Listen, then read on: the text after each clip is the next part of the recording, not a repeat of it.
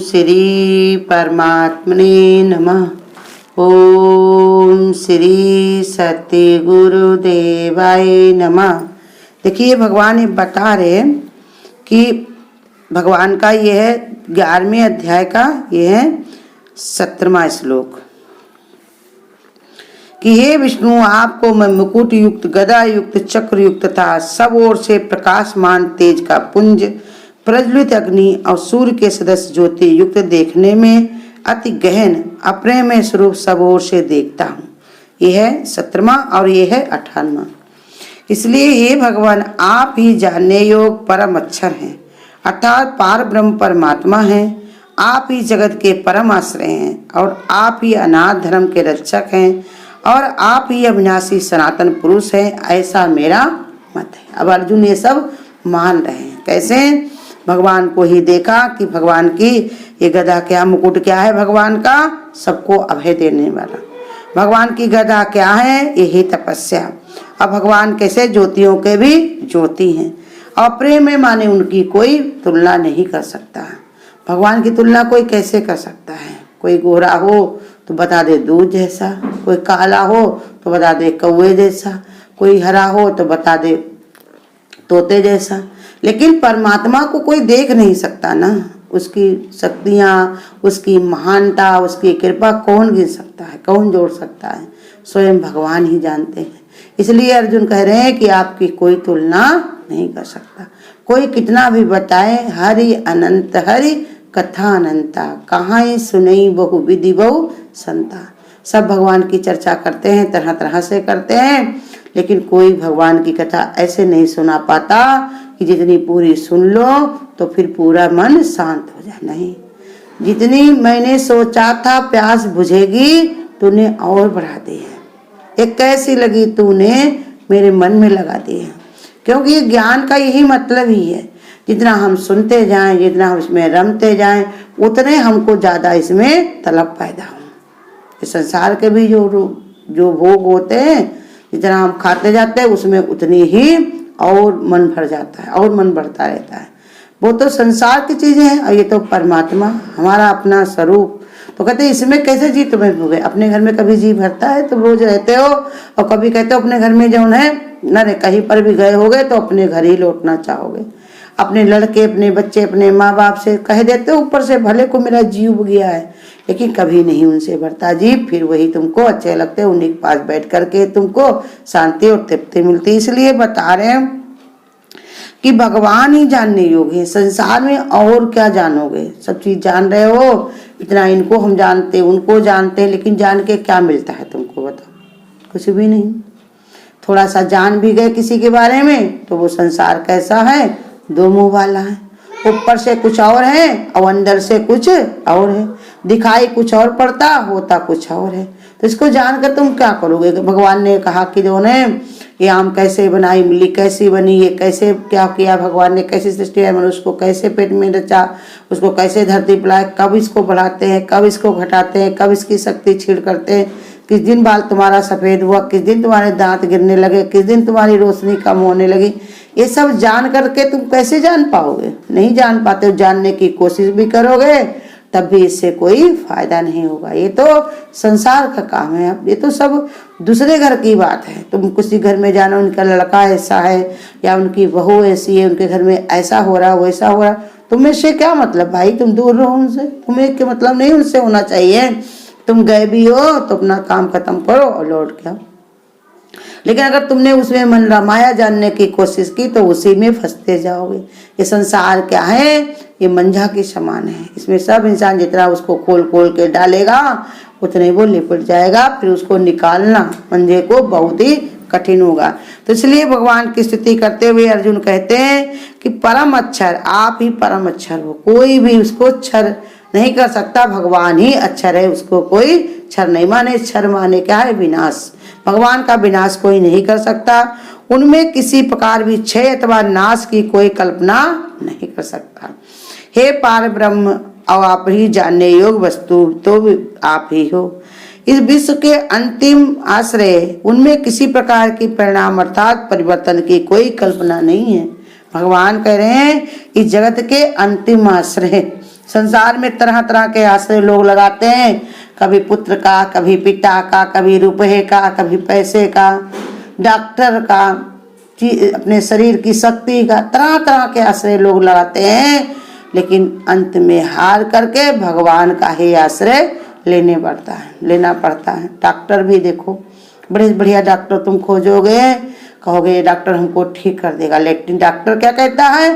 भगवान का ध्यान करो, भगवान चाहेगा तो ठीक हो जाएगा।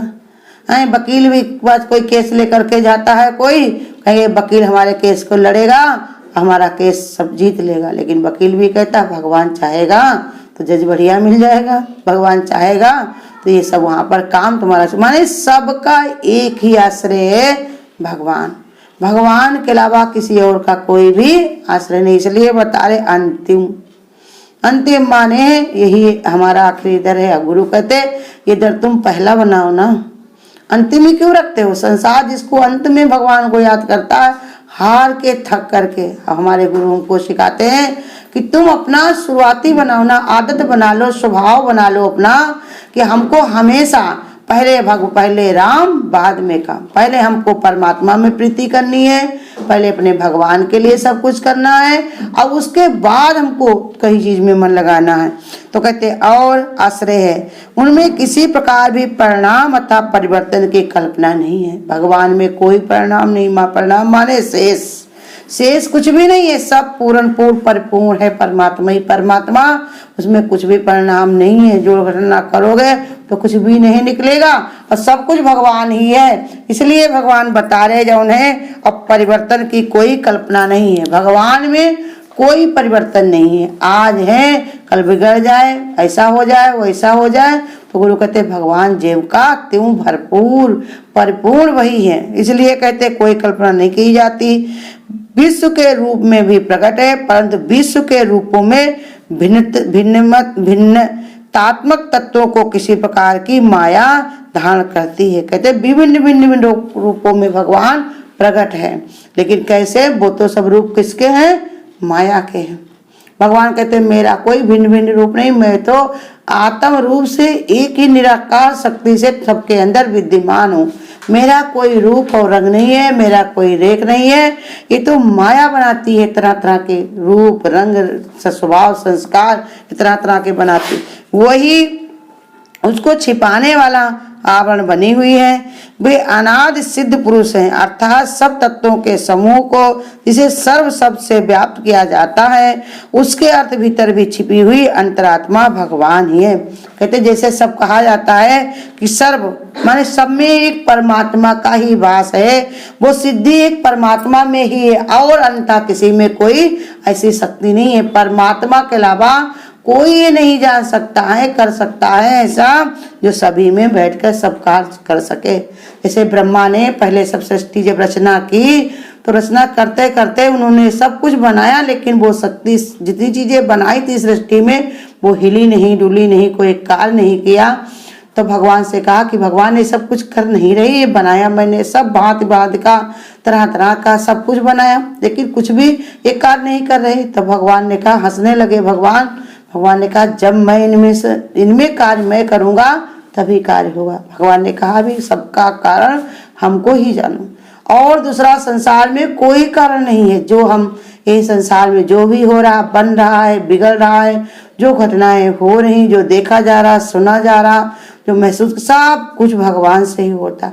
यही करता जान लो, परमात्मा को ही करता मान लो, तुम आज ही न्यारे हो जाओ, आज ही खाली हो जाओ, क्योंकि कल का कोई भरोसा नहीं, किस घड़ी उठ जाए अबोधाना, कब क्या हो जाए किसी को कुछ पता नहीं है। तो इसलिए समझा रहे कि सर्व शब्द से भगवान ही व्याप्त है, सर्व में एक ही परमात्मा विद्यमान है, उसी से सारी सृष्टि बनी हुई है, वही सृष्टि में सर्वाकार है, वही गर्भाधार है। इसके अर्थ के लिए भगवान एक अंतरात्मा में रूप में सभी में विद्यमान। जैसे देखिए बिजली के सब चीज जानते हो सब लोग कि बिजली के बनाए हुए उपकरण जो होते हैं, तो तरह तरह के पंखे, तरह तरह के कूलर, तरह तरह के फ्रिज, तरह तरह के टीवी, पता नहीं कितनी चीजें बिजली से बनाई जाती हैं, भिन्न भिन्न रूपों में होती, छोटी बड़ी ठंडी गर्म, सब तरह तरह की चीजें बनाई जाती हैं, लेकिन वो सब चलती कैसे हैं?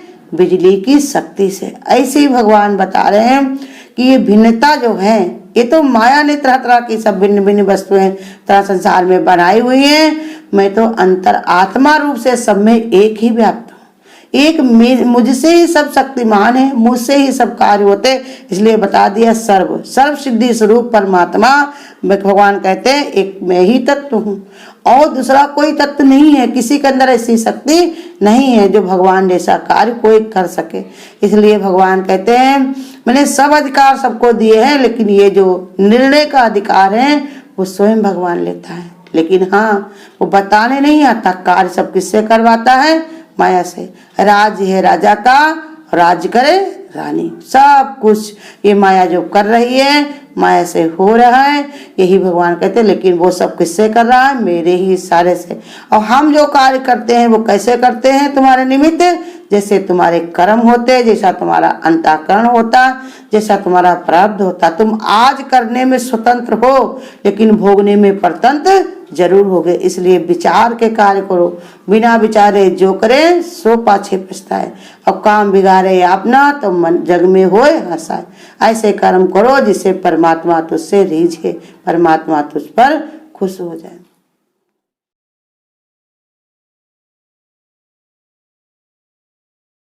कर्मों की खेती बंदे खुद ही तू काटेगा, सुख दुख तेरा कोई और नहीं बांटेगा।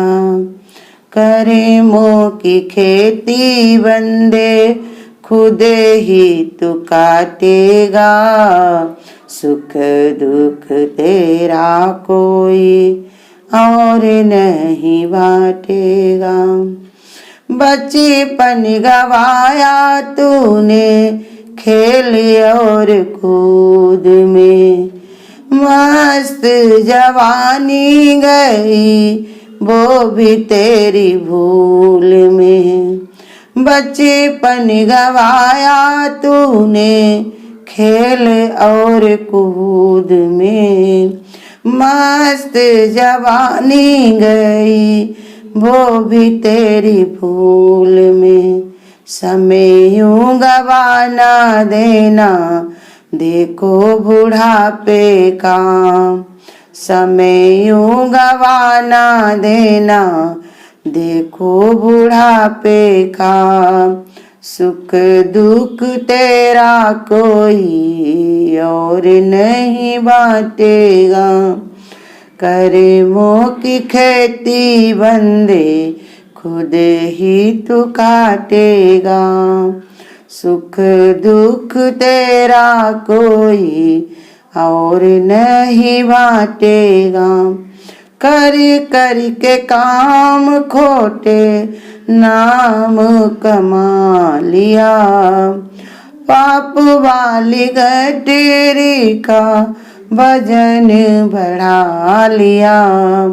कर कर के काम खोटे नाम कमा लिया, पाप वाली गठरी का वजन बढ़ा लिया। जो भी तूने काम किया सब किया घाटे का, जो भी तूने काम किया सब किया घाटे का। सुख दुख तेरा कोई और नहीं बांटेगा। कर्मों की खेती बंदे खुद ही तू काटेगा, सुख दुख तेरा कोई और नहीं बांटेगा। अगर आपको आज की वीडियो अच्छी लगी हो तो वीडियो को लाइक और शेयर करना ना भूलें। आगे की वीडियोस देखने के लिए चैनल को सब्सक्राइब करें और नोटिफिकेशन